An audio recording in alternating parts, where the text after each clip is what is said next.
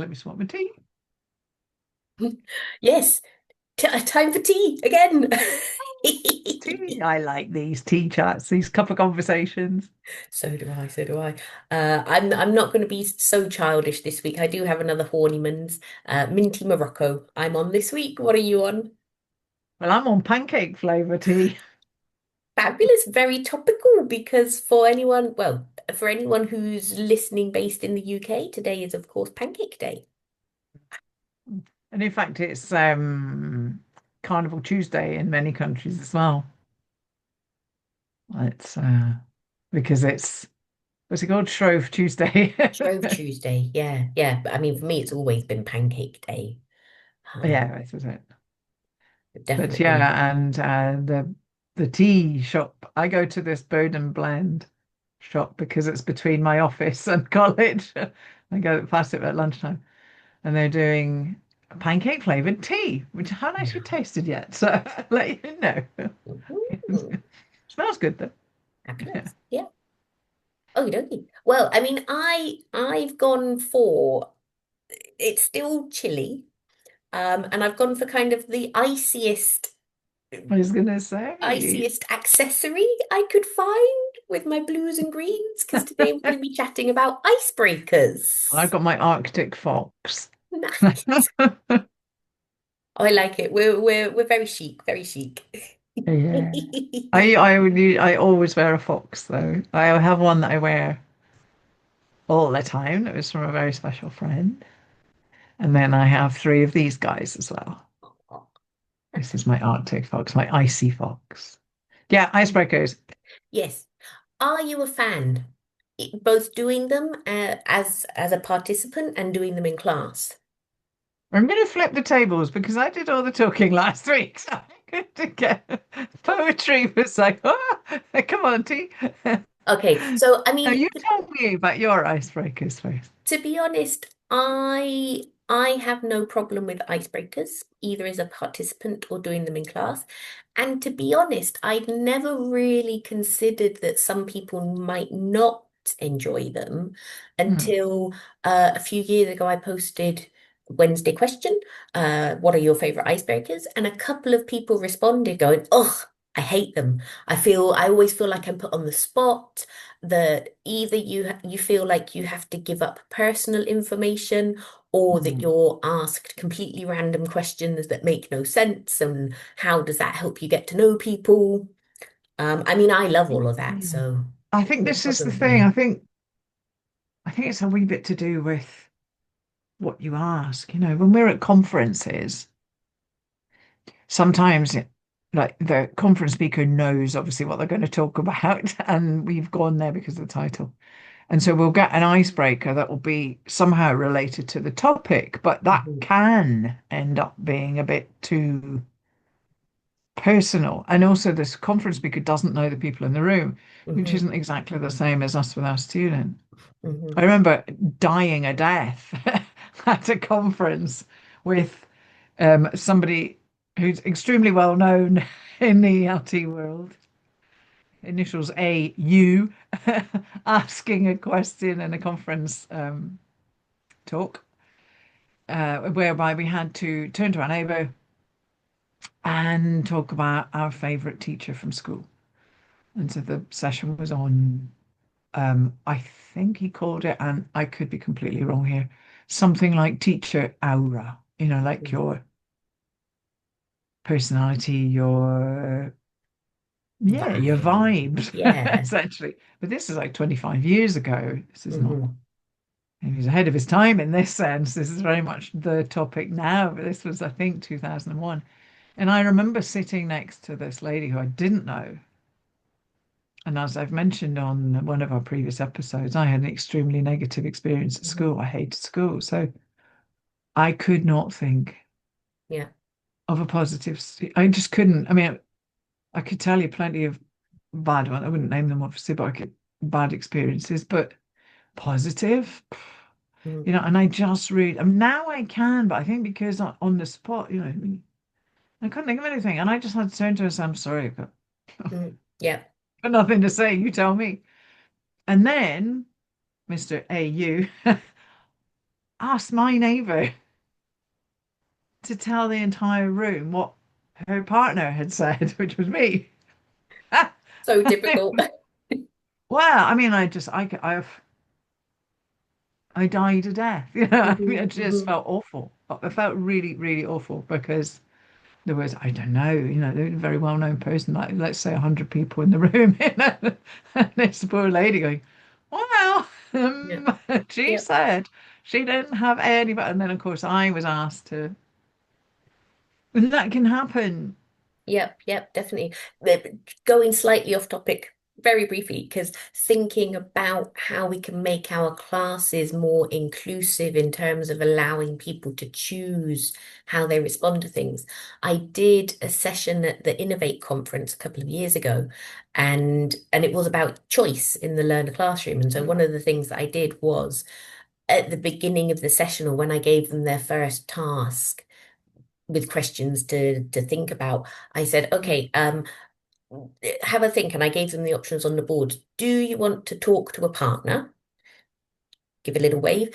Do you Yeah. want to be part of a group but just listen in? Give a little wave.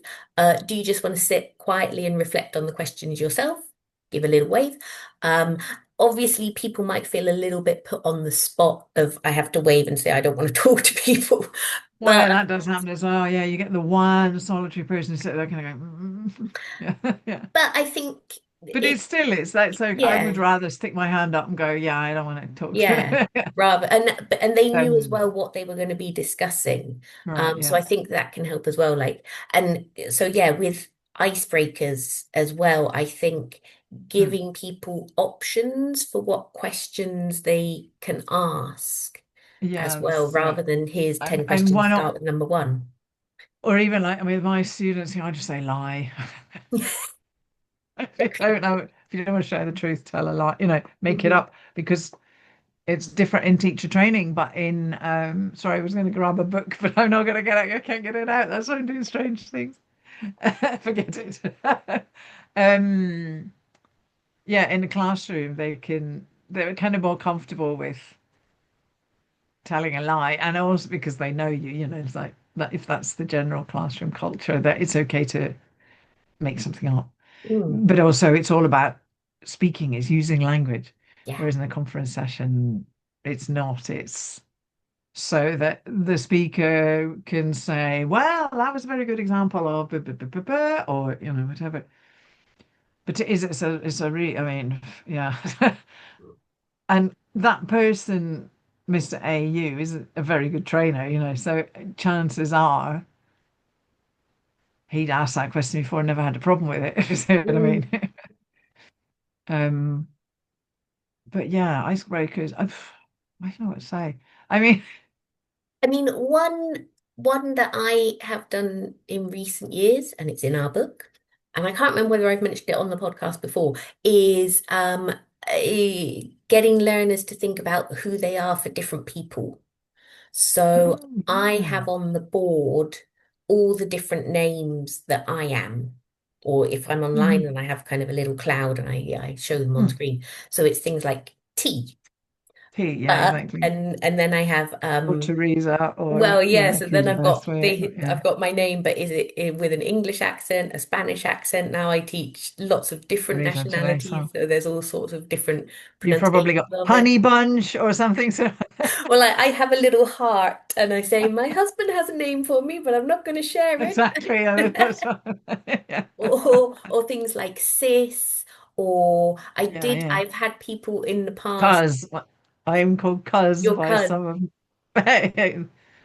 yeah. CUZ Cuz by my cousins, Mm. unsurprisingly. And that's it. Is it a CUZ or a COZ It's a or a CUZ and it's COX? wee Yeah. Cuz depending on who. Nobody calls me big Cuz, so I get called wee Cuz. Mm. So yeah, so I kind of I show them that and I talk them through all the different things that I have. Um, and then give them a couple of minutes to kind of reflect and think, and then they chat to their partners.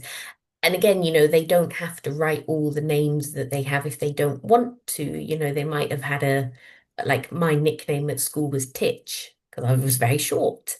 Um, And I don't think I shared that, not because I'm embarrassed by it, Well, but I was called Titch by one of my aunts because I'm tall. So it works the other way. She was really. tiny. Ah, And I'm 5'10", 1 meter 78, you know. So she was teeny weeny, my grandmother, my grandfather's sister. And she called me Titch as a kind of, yeah, as a joke, yeah. No. yeah, So we'll be the two teachers when we finally exactly. Titch, the get Titchy together. teachers. If this podcast fails, we'll rebrand as the Titchy teachers. Awesome. You're ahead Um, of your time, you know, because you wrote that article, not that article, that activity in our book. And then, of course, that novel came out last year, 2025. There was a novel called The Names, which is oh, one of the best-selling novels of 2025. And our book came out in 2024, so you were ahead of it. Well done. nice, nice. Yeah, icebreaker. I don't know. I do Monday breakers more than icebreakers. Hmm. I mean, icebreakers, the first day of the course, yeah, I do the thing with the names and the numbers. And then they ask me questions first, so Mm. I get an idea about what I like. I share my shoe size and this sort of stuff. My shoe size, believe me, if you know me, you know. If you've never seen me, I've got huge feet. So, so it's a way of kind of sharing semi-personal information. I tell them, I put Max and Max, and I tell a funny story about why there's two Maxes in my family, and all the Roberts and all the Isabels and all the, we go through that, and then they share, and they're more comfortable if I do it first. Hmm. Hmm. Um, but that's it. That's probably one of the only activities I do is an icebreaker. But I do Monday breakers quite often. I get them standing up. We have our chat corner essentially, and they basically just have to chat and find out something that they didn't know before they came into the room Mm. about all their classmates' weekends. That's Hmm. it. Basically, that's it. Nice, nice.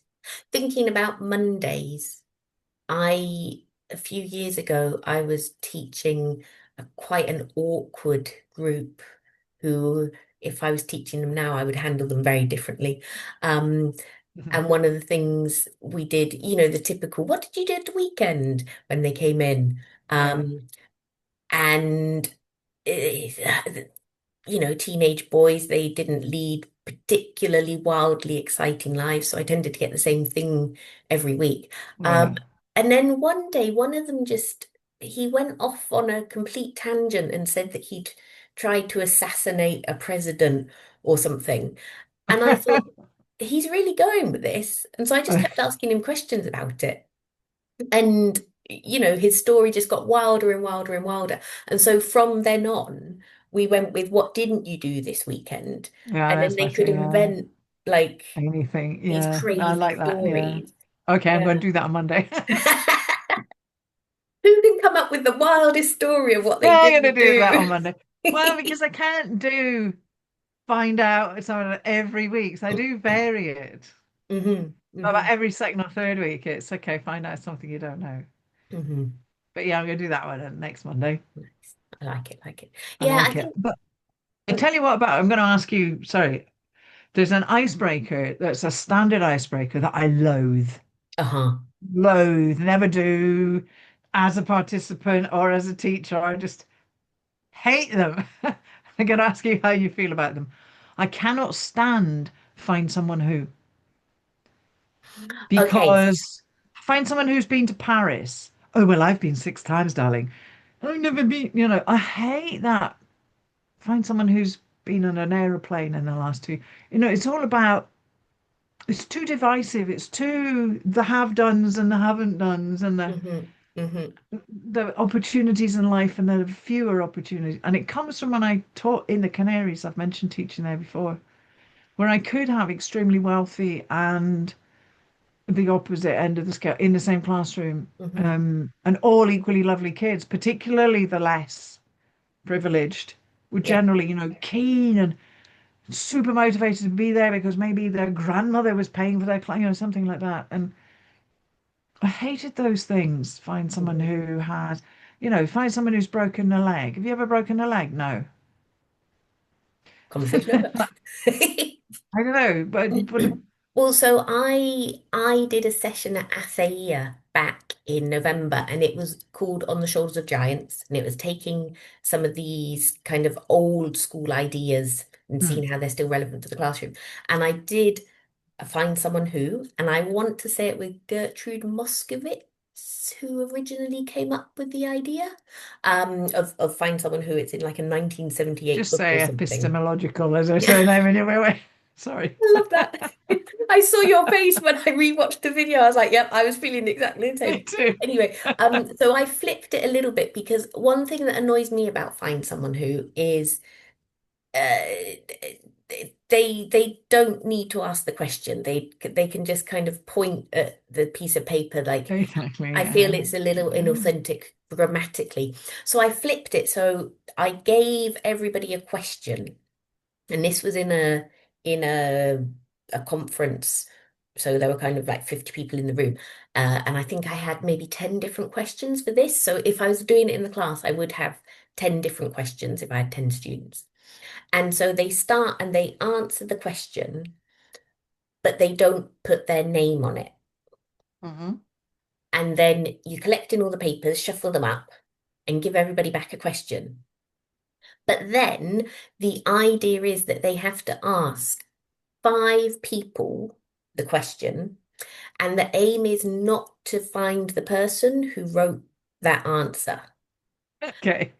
So they're I know having what you kind mean. of Yes. authentic conversations. Like, Yeah. have you ever broken a leg? No, I haven't. Okay. On to the next person. But, it gives them more of a reason to kind of try to have conversations rather than Yeah. just going, have you done this? No. Okay. Have you done it? No. Well, that's it. I mean, there's a whole thing of it can be very intrusive, and you get that shrug thing about it. Yeah, I'm trying to think. I mean, there's I think Sandy Millen. It might not have been Sandy, but I think it was Sandy who did those. I can't remember what she called them either. They're like little booklets that you make with index cards, and each person writes four questions, like one on the front, one on each side of the, when you open out one here, and one on the back, and then you put all the questions in the middle, and people just pick up the little booklet and they choose the question that they want to answer from Mhm. each little card, Mhm. and then just write the answer, write their own answer, so that at the end, I had some of these around the other day. At the end, you end up with some of the questions will have quite a load of answers written on below, and then if you're the person who wrote that particular question, you can then go around going, "Oh, was this you? Tell me about it." And there's a bit Mm, more nice. because everybody's written it. It's something like that. So, I mean, I don't remember Sandy's exact activity, but I saw her do something because we worked together for a little while, and she had something with these books, and so I took what I gleaned of her Mm. activity and adapted it slightly. I The way I do it is that I get them all to write down, just choose the answer, but they've got to choose at least one question on each little card. mhm. So, an index card, one of these longer ones that when you fold it that way, you've got reasonable space. Yeah. And then you can just stick a bit of paper on the bottom as well, stick a bit of A4 and they can Yeah. add to it or strips of paper up. And then the question cards are in the middle of the floor and then they pick them up. They retrieve rather their own one at the end and kind of look, and they've got everybody in the room has answered at Mm. least one of the questions, and they go Yeah. around, why did you say that? Which tell me That's more about this. Tell me. yeah. And again, it's a bit more. So, Sandy, if you watch this and I've just mashed your activity, I'm sorry, but that was my variation on your activity. It Um, reminds me of another activity I did, not as an icebreaker, but kind of getting students when they have to prepare for their exams, or just, I mean, to be honest, just general conversation. So you get them to draw three clouds and then they choose any three topics that they want. So it could be like sport, family, school. And then you get them to write a question. And then they stand up, mingle, ask as many people as they want to the three questions, and kind of have a little conversation. And then you get them, you say, okay, everybody swap papers.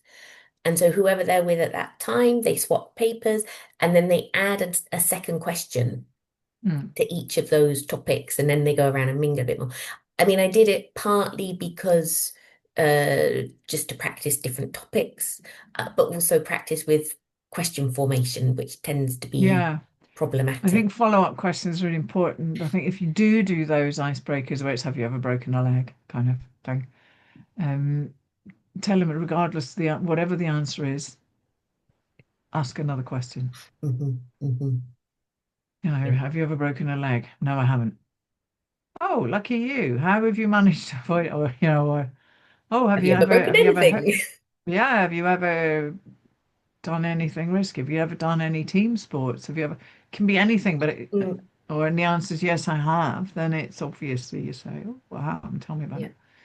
Yeah, it's Um, interesting. They often struggle with those follow-up questions in that's it. And I think conversation. follow-up questions is almost more key than the actual question Hmm. because that's to do with small talk and stuff. Going back to conferences a secchi because we must be running out of time. Um, how do you feel about those? Do you avoid them? How do you react when a speaker starts with, right, before we get started, turn to your neighbor and Well, like I say, I tend to enjoy them. why? Well, I think because when I go to conferences, when I speak at conferences, my sessions tend to be very practical. I think I throw myself wholeheartedly into whatever activities people are doing when they're presenting, because I know what it's like to be at the front. Um, and also I'm very nosy. I love getting to know people. Um, but yeah, so what I've tended to do as well now is, if possible, have a slide like when people are coming in, when you've got your kind of title Hmm. slide, whilst you're waiting, have a chat to your partner about XYZ. I do. I Um, have a puzzle often on the mhm. thing. And that gives them something to think about. Yeah, I'll have a puzzle on just say with the people sitting near you, see if you can work out the answer to this. Yep, yep. Yeah, but it won't be a find someone who or a have you ever or a do you remember your favorite teacher or whatever those things. Yeah. I think in my case, it's because when I'm the speaker, I am in control of my content, as it were. I know what I'm going to talk about, and I won't be reading from my notes. It's all in my head, and I do a slight, almost an Eddie Izzardish performance. I become a slightly different me, and I'm more like my teacher me, Hmm. um, and I'm comfortable in that role. Whereas when I'm in the audience, I love listening. I love sort of sitting, thinking about the theoretical parts and the what ifs and the how about Hmm. and I'll ask questions and stuff. But sit and share personal stuff with somebody I don't really know. I don't really share much stuff with my friends. I'm not. No, I know it sounds awful. I just personal stuff. I don't know. Yeah, yep. It could be a self-esteem thing. I never feel everybody's going to be interested in it. So, I'll talk through my elbows, as they say in Spanish, about work-related stuff. Hmm. Not in my private life, something like this. But I'm not good at sharing Mm. Well, I think that's personal. it. I think the thing for us to kind of round up on with Mm. today's one, because no doubt we'll come back to icebreakers again as well, is, choose your questions wisely, be as Yeah. inclusive as possible with the topics, with what Yeah. you're expecting people to respond with as well. Well, it's easier with Monday breakers because you know your students, but at the beginning of the year, those Yeah. icebreaker things. Yes. Beware. Exactly. Okie dokie. Well, another wonderful chat. My tea is a little icy now. It's gone very cold. Oh, no, mine's still warm and it does smell so good. And if you're eating pancakes later today, enjoy Mm. and let us know what you have on your with your pancakes. Lemon and sugar can only be. See you next week. See you next week.